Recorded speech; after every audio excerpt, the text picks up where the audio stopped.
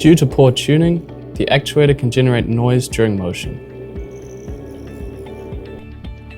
Inside the settings default file, we can increase the values of FREQ and FREQ until the actuator or stage generates less noise.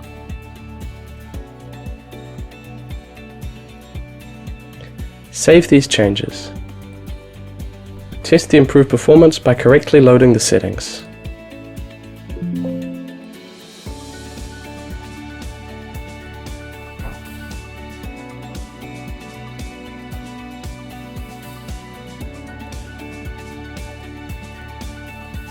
If the performance is improved, we can save the settings to the controller by pressing Settings, Save on Driver.